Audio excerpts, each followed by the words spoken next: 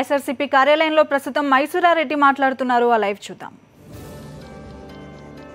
ఇటువంటి తప్పులన్నీ జరిగిన దానికి పూర్తి బాధ్యత ఆంధ్రప్రదేశ్ ప్రభుత్వాందే. 12,000 మిలియన్ యూనిట్లు షార్ట్ టర్మ్లోనూ బైలేటరల్లోనూ అధిక ధరలకు విద్యుత్ కొనుగోలు చేశామని, ఈ అధిక ధరల వల్ల వచ్చిన నష్టాన్ని పూడ్చుకొనుటకు విద్యుత్ ఛార్జీలు పెంచమంటున్నారు. ఈ అధిక ధరల విద్యుత్ కొనుగోళ్లలో గోల్మాల్ జరుగుతున్నాయని, అవినీతి ఆరోపణలు ఉన్నాయనేవి చాలా రోజులుగా ఉన్నాయి. ఈ అధిక ధరలకు విద్యుత్ కొనుగోళ్లపై, అధిక ధరల విద్యుత్ పైన ధర నిర్ణయించేటప్పుడు విద్యుత్ ధర నిర్ణయించేది ఏపీఆర్సీ పూర్తిగా విచారణ చేయాలని చెప్పి డిమాండ్ చేస్తున్నాం. మరొక కారణం ఏం చెప్పారంటే, ఇంపోర్టెడ్ కోల్ ధరలు పెరిగినాయి కాబట్టి మాకు నష్టాలు వస్తున్నాయి అని చెప్పి కూడా అన్నారు. ఇందులో ఇంపోర్టెడ్ కోల్ పర్చేసెస్లో కూడా అవకతవకలు జరిగాయని చెప్పి కేంద్ర ఇంటెలిజెన్స్ వర్గాలు ఇప్పటికే విచారణ చేస్తున్నారు. ఇది అందరికీ తెలిసిందే. మరి అటువంటి భారం ప్రజల మీద నెట్టడం దుర్మార్గం అవుతుంది. ఈ డిస్కామ్ కంపెనీలు చేసే పనులు మరో కారణం ఏం చెప్పారంటే, పెరిగిన గ్యాస్ ధరల వల్ల అదనపు భారం పడుతుందని చెప్పి, ఒక పక్కేమో అంతర్జాతీయ విపణిలో గ్యాస్ ధరలు పూర్తిగా తగ్గిపోయినాయి, మరియు ఓఎన్జీసీ రిలయన్స్ అధిక లాభాల్లో ఉన్నాయి. కానీ అధిక లాభాలు గడిస్తున్నా కానీ రాష్ట్ర ప్రభుత్వం కానీ డిస్కామ్లు కానీ వాటికి ఏమీ సంబంధం లేనట్లు నిమ్మకు నీరెత్తినట్లున్నారు. ఇప్పటికే ఈ ధరల ఫిక్సేషన్ అన్యాయం అని చెప్పి ధరల ఫిక్సేషన్ మీద సుప్రీంకోర్టులో ఒక ప్రైవేట్ ఇంట్రెస్ట్ లిటిగేషన్ నడుస్తుంది. కనీసం ప్రభుత్వమైనా కానీ డిస్కామ్లైనా కానీ ఇంప్లీడ్ అయ్యి ధరలు తగ్గించాలా, తగ్గించకపోతే ఈ ధరల భారం అటు ఉత్పత్తి అయిన విద్యుత్ మీద పడి ప్రజల మీదకి మేము వేయాల్సింది వస్తుందని చెప్పి ఏమాత్రం ప్రయత్నం చేసిన దాఖలాలు కూడా కనపడడం లేదు. అటు కేంద్ర ప్రభుత్వంతో కూడా ఈ ధరలు పెంచితే ఇది విద్యుత్ మీద కూడా భారం పడుతుందని చెప్పి రిప్రజెంటేషన్ ఇచ్చిన దాఖలాలు కూడా లేవు. అటువంటిది ఏమీ ఇవ్వకుండా మాకు ఆ గ్యాస్ ధరలు పెంచిన దానికి మాకు సంబంధం లేదు, పెరిగిన దానివల్ల మాకు నష్టం వచ్చింది, అది ప్రజల మీద నెట్టుతామనేది మాత్రం పూర్తిగా బాధ్యతారహితమవుతుంది. ఇంకో కారణం ఏమంటే, power for all for 24 hours అని చెప్పి ఒకటి కేంద్ర ప్రభుత్వంతో ఎంఓయూ చేసుకున్నారు. దీనివల్ల కానీ విద్యుత్ శక్తి 24 గంటలు ప్రజలకు అందరికీ ఇవ్వడం ఎవరమైనా సంతోషించదగ్గ విషయమే, తాను ఎవరం తప్పలు పట్టడం లేదు. అది మన విద్యుత్ కేంద్రాలు ఉత్పత్తి చేసే చౌక విద్యుత్ అయితే కనుక అది పరిపాలనా దశ అనిపించుకుంటారు. అంతేగాని ఒక ఎంఓయూ చేసినందువల్ల అధిక ధరలకు విద్యుత్ కొని ఆ విద్యుత్తును మీద నష్టం వచ్చింది కాబట్టి ఆ భారం మీరు మోపండి అందరి మీద మోపడం ఇది బాధ్యతారహితమవుతుంది. కేవలం వాళ్ళ స్వలాభం కోసం ఇది ఉపయోగించుకున్నట్లే అవుతుంది ఈ పథకాన్ని. ఈ పథకం వల్ల పూర్తిగా కేంద్రం నుంచి ఏమైనా సహాయ సహకారాలు అంటే అది కూడా అరకొరక సహాయమే. అటువంటి ఒక ఎంఓయూ చేయించుకోవడము, దానికోసం అధిక ధరలకు విద్యుత్ కొనడము, ఆ భారాన్ని ప్రజల మీద నెట్టడం అనేది ఒక బాధ్యతారహితమైనది వస్తుంది.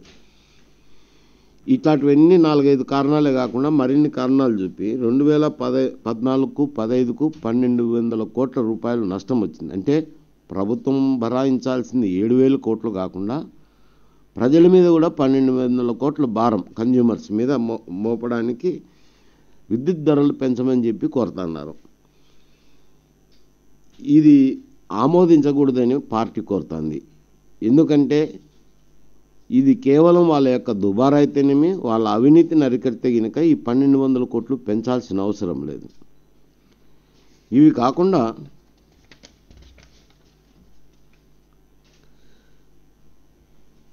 ఈ అధిక ధరకు 2015-16 కానీ 2014-15 కానీ, అంటే మరి ముఖ్యంగా 2015కు సంబంధించి షార్ట్ టర్మ్లోనూ బైలేటరల్లోనూ అధిక ధరకు విద్యుత్ కొనాల్సిన అవసరం కూడా లేదు, ఏమాత్రం లేదు. ప్రస్తుతం జెన్కో థర్మలు, హైడలు, ఐపీపీస్ గ్యాసు అండ్ కోల్ ఆధారిత కేంద్రాల ద్వారా లభ్యమవుతున్న విద్యుత్తు మన రాష్ట్రంలో 51,518 మిలియన్ యూనిట్లు. 24 గంటలు నిరంతరం సరఫరా అయిన విద్యుత్తుతో సహా కలుపుకుంటే డిస్కాములు చెప్పిన ప్రకారము 58,191 మిలియన్ యూనిట్లు అవసరమవుతాయని. అంటే విద్యుత్తు ఉత్పత్తికి సరఫరాకి ఉన్న తేడా కేవలం 6,670 మిలియన్ యూనిట్లు మాత్రమే. అది కూడా వారి లెక్కల ప్రకారమే, నేను చెప్పినట్టు కాదు. వారి లెక్కలు కరెక్టో తప్పో అనేది అది వేరు సమస్య. అవి కర్ణగారి కాకుల లెక్కల తప్పుడు లెక్కలు చూపించినారా అనేది దాంట్లో ఇది లోతు సమస్య. కానీ వారి లెక్కల ప్రకారమే 6,670 మిలియన్ యూనిట్లు మాత్రమే. 2013-14లో ఏదైతే విద్యుత్ వాడినారో దాంతో పోల్చి 2014లో 15లో వాడబోతున్న విద్యుత్తును ప్రొజెక్షన్స్ 15-16లో మాకు విద్యుత్ అవసరాలు ఇంత అని చెప్పారు. అవి ఎట్లున్నాయంటే కర్ణంగారి కాకు లెక్కల మాదిరే ఉన్నాయి. ఎందుకంటే 2014-15కు సంబంధించి మొదటి 6 మాసాలకు సంబంధించిన లెక్కలు ఎక్కడా లేవు. ఏఆర్ఆర్ రిపోర్ట్లో 2 ఏఆర్ఆర్ రిపోర్ట్లోనూ ఎక్కడా లేవు. 2014-15కు సంబంధించి 2 6 మాసాలకు సంబంధించి అవి కూడా ప్రొజెక్షన్స్ ఇచ్చారు. 2015-16 కూడా ఇచ్చినట్టు ప్రొజెక్షన్స్ ఇంత అవసరాలు అవుతాయని. ఒక మారు గ్రోత్ ఎట్లా చూపించారు అని అంటే ఎక్కువగా చూపించారు, అధికంగా చూపించారు. మాకు ఇంత అవసరం అవుతుంది, ఇంత గ్రోత్ ఉంటుంది, ఇంత అవసరాలు పడతాయని. నేను అన్నీ చెప్పను కానీ 2013-14తో కంపేర్ చేసి 2 మాత్రమే చెప్తాను. ఎందుకంటే అన్ని కేటగిరీలు చెప్తే మీకు కూడా బోర్ కొడుతుంది కాబట్టి. పరిశ్రమలకు సంబంధించి వాడాల్సిన విద్యుత్ గురించి 2013-14తో కంపేర్ చేసి చూసినప్పుడు 30% పెరుగుతాయని అంటున్నారు. మరి ఒక దిక్కు ఆంధ్రప్రదేశ్లో పరిశ్రమలు లేవు, వెనుకబడినాయంటారు.